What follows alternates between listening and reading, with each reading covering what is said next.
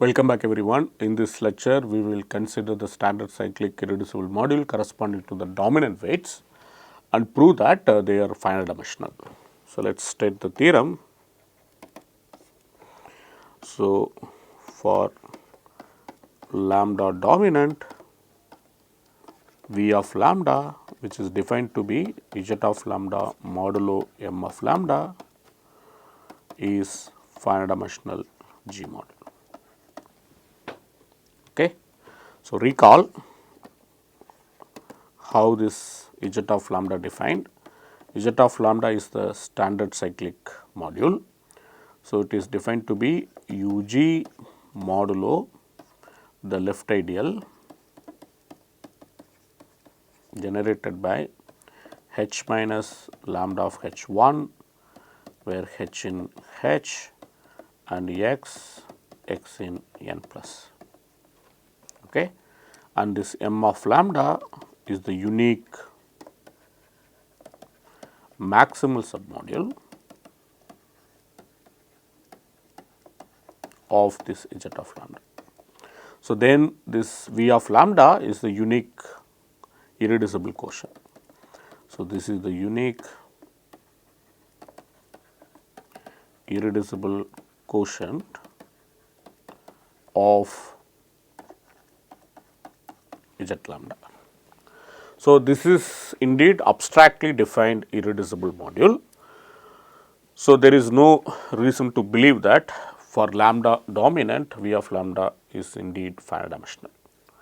Okay. But I will supply enough evidence to actually say this is indeed irreducible. So, it is a very interesting proof. So, this proof actually kind of uses everything that we learned so far. Okay. So, we have to pay attention. So, let us actually start observing the following things and then we will use that to actually prove this. So, let me actually just outline the proof. So, it is a bit long proof. Okay. So, what we are going to do? So, first we will say that, so V of lambda must contain some non-zero finite dimensional SI module. Okay. So, let us fix I in 1 to n. So, we are going to consider SI submodules. Okay. So, first observation is that V lambda contains a finite dimensional SI submodule. So, non-zero finite dimensional. Okay, that is the most important. Non-zero finite dimensional SI submodule. Then using that we will say that V lambda is indeed sum of finite dimensional SI submodules. Okay. So, once we prove that it is actually the sum of finite dimensional SI module, then we can start using SL2 representation theory. So, using that SL2 representation theory, we will actually observe that the weight of V lambda is indeed Sn plus 1 invariant. So, basically the simple reflection SI acts on this weight of V lambda and hence Sn plus 1 acts on the weight of V lambda. So, this is something we expect in the finite dimensional irreducible module. So, that is true even here. So, then using this action we will observe that, okay, so not only it is just the action, then the dimension of the weight multiplicity will be preserved. The dimension of V lambda mu will be same as the dimension of V lambda sigma mu for all sigma in Sn plus 1. So, this is also will be actually true. Now, using this observation you will see that the weight of V lambda, so since Sn plus 1 acts and all the weights of V lambda they are all below lambda. So, then this is indeed contained in those mu in lambda such that mu is less than lambda, which is exactly equal to the disjoint union of the Sn plus 1 orbit of mu, where mu is less than lambda, mu is dominant. Okay. And since this right hand side set is finite, so this would imply that the weights of V lambda, so this will be finite. Now note that each weight space has finite dimensional weight spaces. Okay. So that would force that once the set of weights are finite, then the dimension of V lambda is finite. So then this would immediately imply, because V lambda being direct sum of V lambda mu, where mu comes from the weight of V lambda, and the dimension of V lambda mu is finite for all mu. So then using this you can easily see that.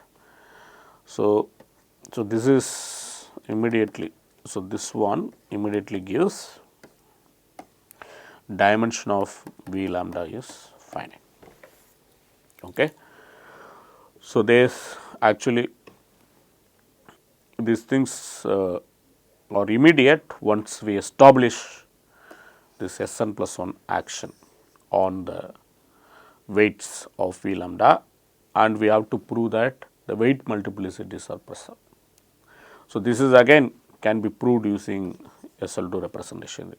That is why we have to actually first say, okay, even though V lambda may not be finite dimensional, but still as an SI module it is sum of finite dimensional. So then we can actually restrict to the finite dimensional components and then see how SL2 actually acts on that. Okay. So indeed we will prove that this xi, yi, these operators, so they act nilpotently on V lambda. Okay. So the nilpotency is actually somewhat very stronger. So V lambda to begin with we do not know it is indeed finite dimensional. So instead of proving nilpotency, we can actually prove that it acts as locally nilpotent. Okay. So that is good enough actually to define some important automorphism of G. So then we will use those automorphisms actually to actually say something about the dimension of this muth weight space and the dimension of SI muth weight space. So this is the overall thing that we are going to do, but of course all this requires lots of work. So before proceeding, let us make this lemma. This lemma will be again used very much.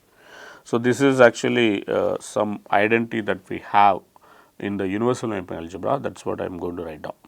Okay. So you take again G to be SLN plus 1, and recall as a Lie algebra, this is generated by xi, yi for various i's. Okay. And the bracket xi, yi is nothing but hi. So not only that, we already know that xj and then yi if I take, then that must commute for j not equal to I. Okay. Because this corresponds to the root alpha j minus alpha I, which is not a root. Okay. The weight of this xj yi has to be alpha j minus alpha I, but this is not part of the roots. Okay. Because of that we know that this xj yi must be 0. Now using this you can immediately conclude xj yi power of any k. So that is going to actually commute, and for all k greater than or equal to 0. Okay. So xj commutes with yi. So xj commutes with any power of yi. So that is what our first formula tells. Okay. So this identity again is very important. So what is the second identity? The second identity actually compares hj action on yi. Okay. So if I take hj and then act it on yi power k plus 1. So since yi has weight actually alpha I, then if you take this yi power, then you can see that it will have the, so it is actually negative of alpha I. So yi the weight of this is minus alpha I. So, if I take any power of that, it will just add up. So, yi power r will have weight minus r alpha I. So, in particularly, because the action is the adjoint action, then you can easily see that Hj acting on yi power k plus 1 is going to give you minus k plus 1. Since Hj is particular element, so it is going to give you minus k plus 1 alpha I of Hj yi power k plus 1. And I will leave it to you to check this, because just we know that as a h weight yi has minus alpha I. So, as a h weight yi power r should have minus r alpha I. Now, we have another identity that actually compares xi and yi power k plus 1. Now, using this, one can conclude that if you take the bracket xi yi power k plus 1, then that is going to be minus k plus 1 yi power k times k times 1 minus h. So, this is again one can use induction to prove. Okay. For example, when k equal to 0, we know that the bracket xi yi is nothing but hi. So, now use induction to complete this proof. Okay. Basically, you have to rewrite things. Okay. If you rewrite this equality, so what is the proof? So, maybe let me just write down the proof. So, if I compute xi yi power k plus 1, this is something you can rewrite it as bracket xi yi power k plus yi times xi yi power k. So, now note that this is by induction you can assume that minus k. So, by induction you can assume that this is minus k yi power k minus 1 and then k minus 1 dot 1 minus hi. So, this is what this.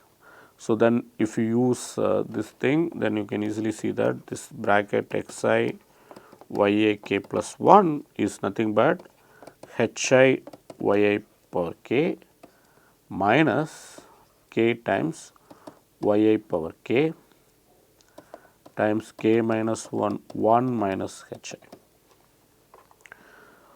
So, now you can switch these two using this this second relation. Okay. So, if you switch that, then you will get yi k hi plus the bracket hi yi k minus this term. Now, if you simplify, you will see that you will get exactly what you want. Okay, you will get exactly this. So, I will leave it to complete the proof. Okay. So, only the formulas are important, proof is just by induction, this is not very deep. So, now how one can use this? So, that is where we have to actually use these identities very cleverly. So, the proof of the main theorem.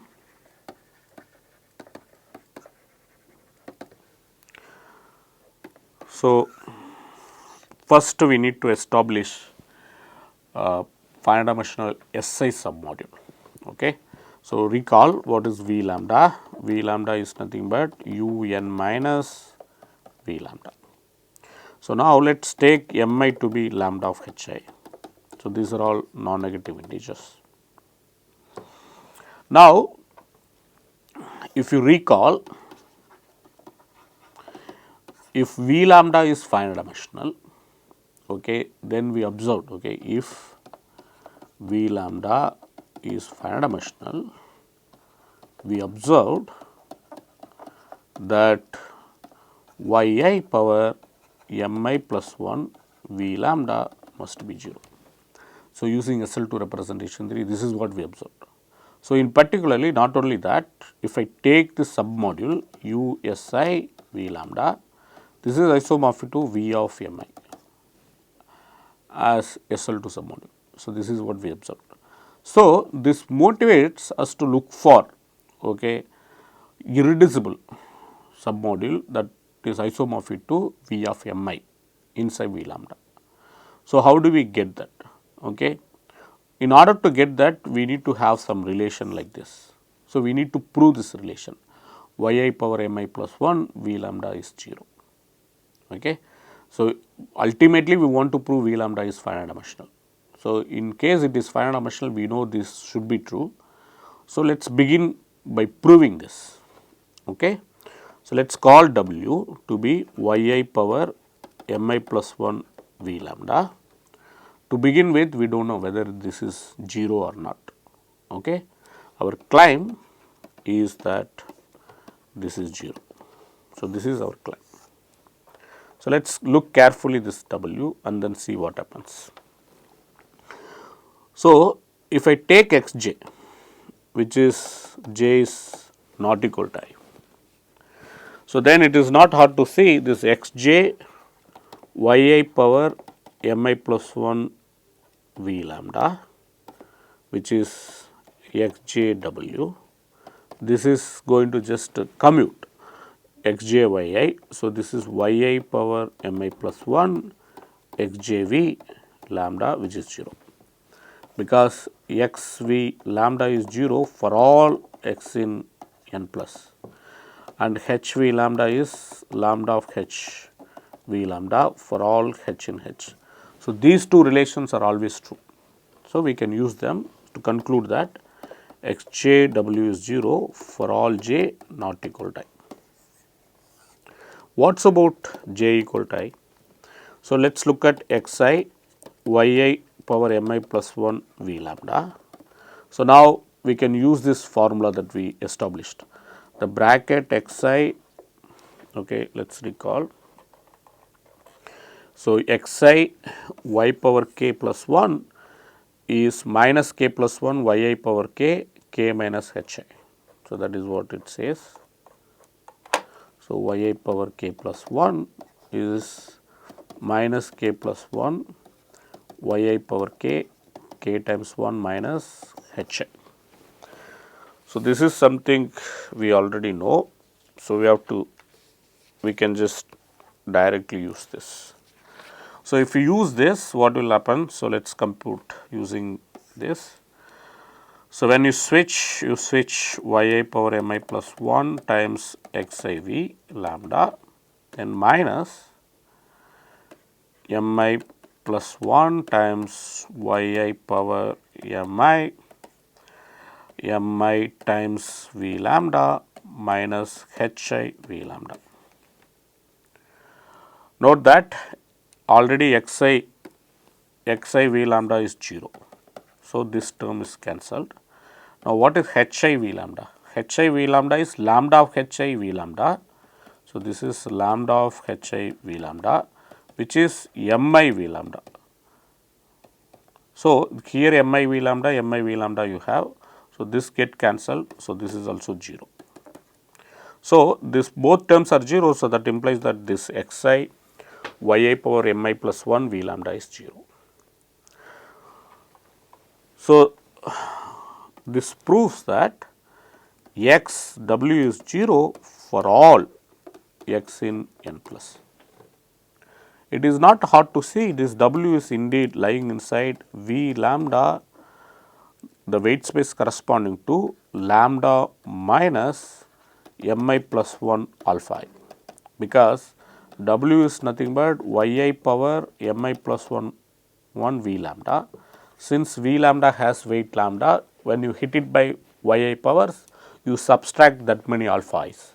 So, it is exactly lambda minus mi plus 1 alpha I. That is the weight space line. So, you can see that this w is also like a maximal vector. Okay. So, that means if I take this submodule generated by this, okay, if I take UG submodule generated by this W, then if W is non-zero, okay, if W is non-zero, that will force that this module should be exactly V lambda, as V lambda being irreducible. Okay. Since V lambda is irreducible, if you take submodule generated by any non-zero vector, that will be exactly equal to V lambda. But note that this W is actually highest weight vector, because all n plus actually kills. So, it is basically this module is standard cyclic module corresponding to the weight lambda minus mi plus 1 alpha I. But what is the highest weight here, which is lambda on the right side, but the highest weight on the left side will be lambda minus mi plus 1 alpha I. But clearly the highest weight do not match, because highest weight will have dimension 1, that is true for any standard cyclic modules. So, here these highest weights do not match, so that leads to contradiction, and that is true when W is non-zero. So, that forces that W must be 0. So, there is no other option. Okay. So, this forces that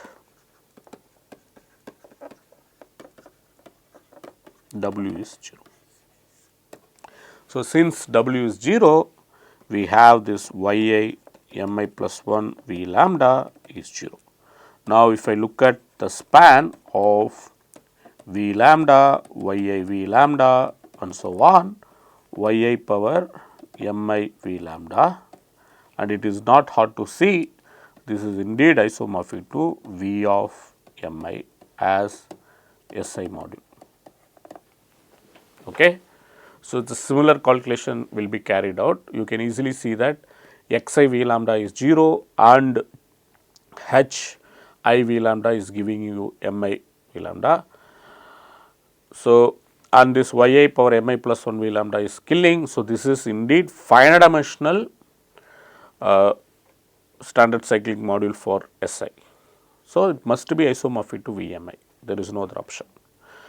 So, we established indeed this USI V lambda is a finite dimensional SI module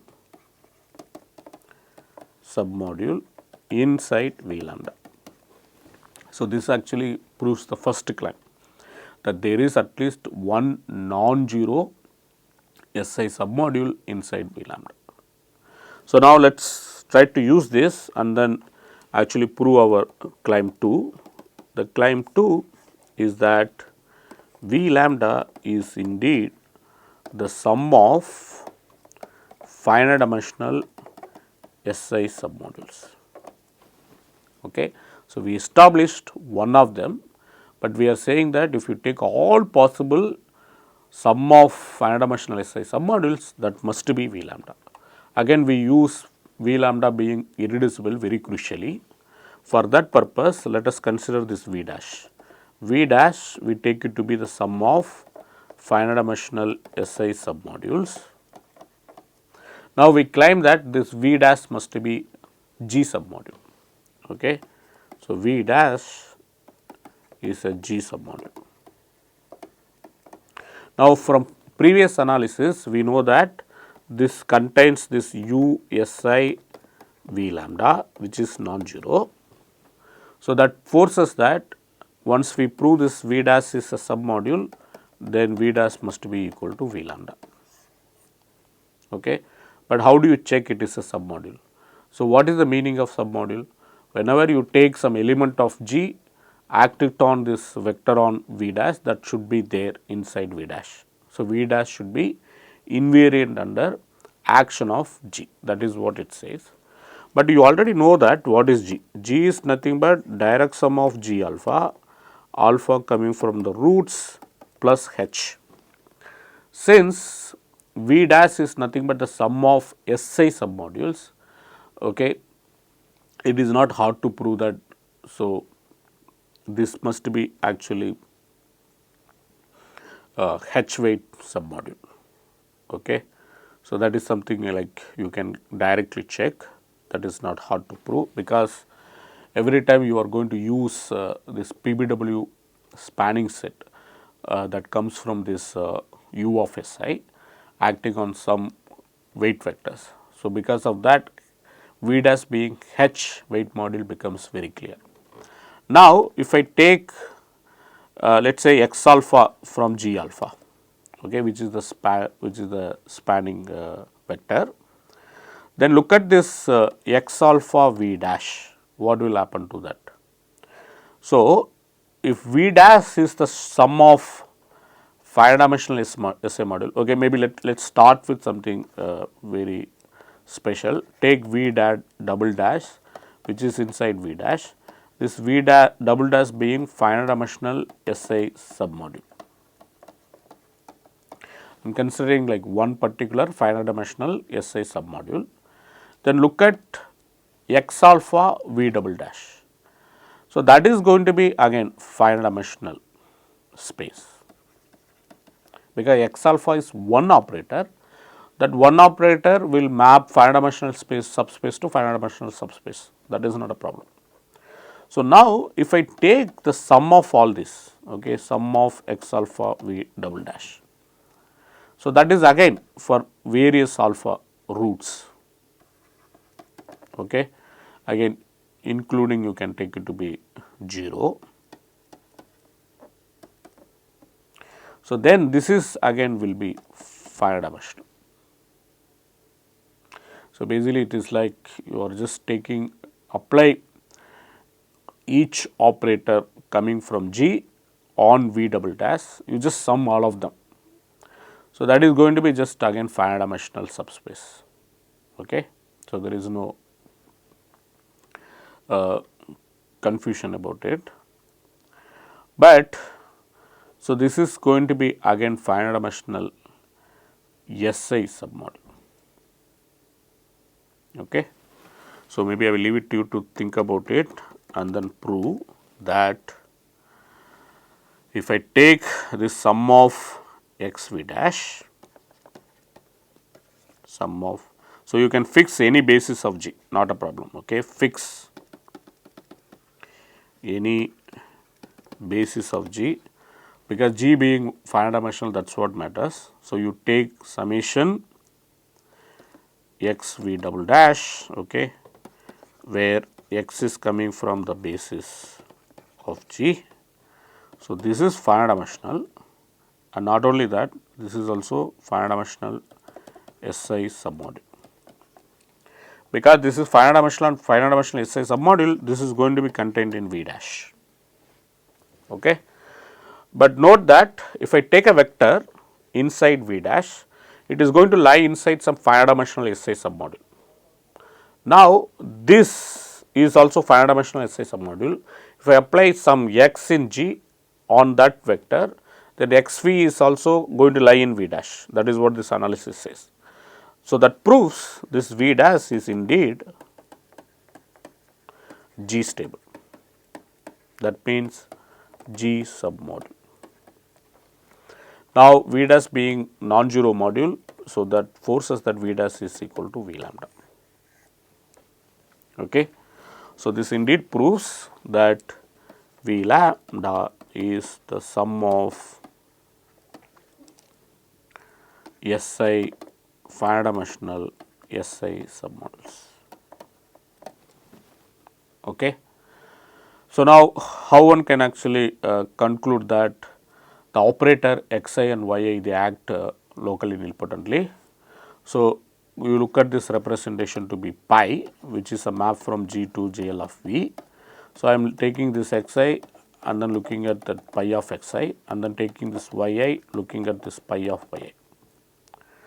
So, let us consider these operators. So, we claim that pi of xi and pi of yi act locally nilpotently on V lambda. So, note that if you start with finite dimensional irreducible representation, pi of xi and pi of yi they act nilpotently. Okay. But since we do not know V of lambda whether it is finite dimensional or not, so we can only make this locally nilpotent claim. But that is again very easy. Why? You can see that pi of xi acts nilpotently on any finite dimensional SI submodule. Okay. Not only pi of xi as well as pi of yi. So, pi of xi and pi of yi both acts nilpotently on any finite dimensional SI submodule. Since V of lambda is just sum of finite dimensional SI submodules, so you can easily see that both operators must act locally nilpotently on that V lambda. Okay. So, this proves this. So, now from this it is easy to see that I will leave it as exercise. Okay. You can consider this exponential of pi of xi times exponential of minus pi of yi times exponential of pi of xi. So, the exponential map makes sense as long as the operator is actually locally nilpotent. So, there is no issue. So, if you take this exponential of some locally nilpotent operator, that must be invertible operator on the space. Okay, that is easy to prove. So, in particularly you are getting invertible endomorphism on V of lambda. Call this is small si bar. You can prove that this si bar is indeed automorphism on V of lambda. Okay.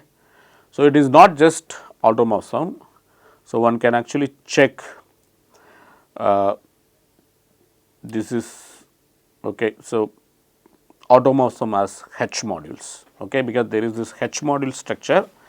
So, this automorphism commit with the H action. So, in particularly you can actually see that it will map the weight space mu to some other weight space.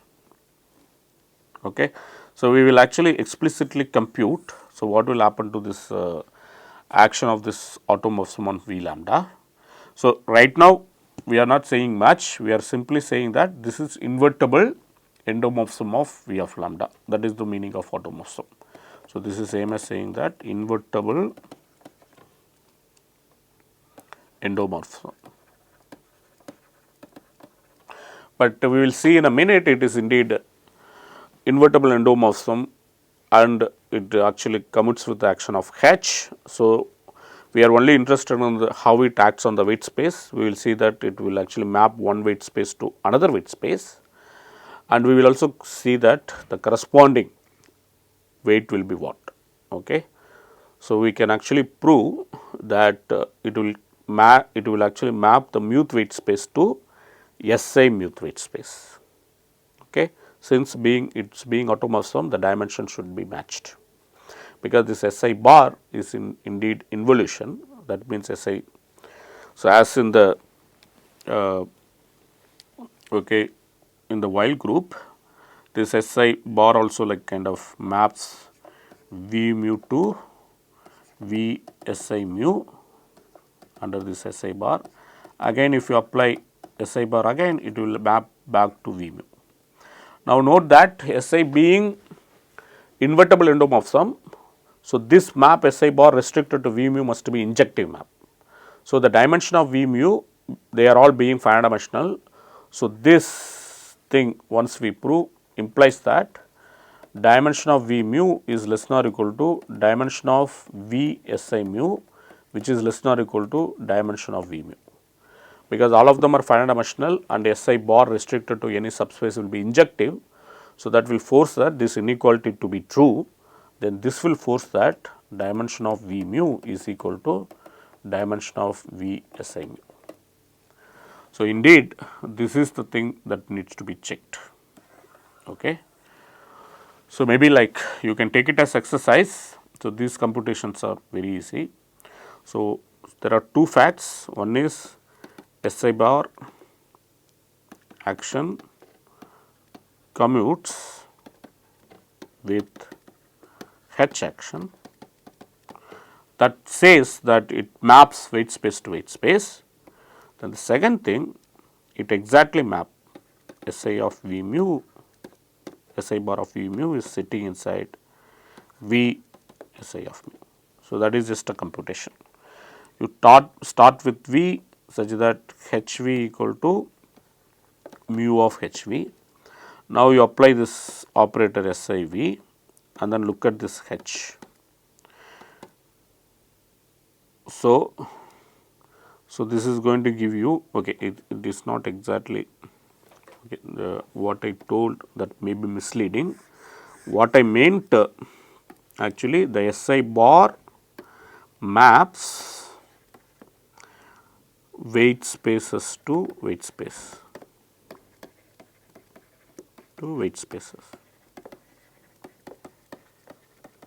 So, only this much we can say. We do not want to say that it actually commutes, because the commutes mean the weight should be present. Okay, we are not saying that. We are simply saying that SI bar actually maps weight spaces to weight spaces, but different weight spaces. Okay, V mu is mapped to V SI mu. That is what we are saying. So, then we want to say that H SI bar of V is given by actually SI mu of H V. So, this is what we need to prove. So, this is some simple checking. I will leave it as exercise to check. Now, modulo this, you can see that we have this dimension V mu is being equal to dimension SI mu. So, that means SI acts on the weights of V lambda, and not only that, the dimension of V mu is same as dimension of V SI mu. So, that tells you that Sn plus 1 action preserves the weight multiplicities, and that proves that the weights of this V lambda is contained in the finite set that we wrote down before, and that proves actually that the number of weights must be finite, and the dimension of the module must be finite, because the dimension of each weight spaces are finite. Okay, so, this completes the proof of this. Okay, so, I will leave this small calculation to you to check, because this calculation is just SL2 calculation. So, you can actually refer to Humphreys if you are not comfortable in proving this, but it is not that hard, it is just small computation. So, I will stop here, and we will continue in the next class with some character theory. Okay, we ultimately want to prove that wild character formula, and later we will establish some standard basis using some combinatorics of standard semi-standard Young tableaus. Okay, all those things we will do it in this course. Okay, I will stop here. We will see later. Thanks.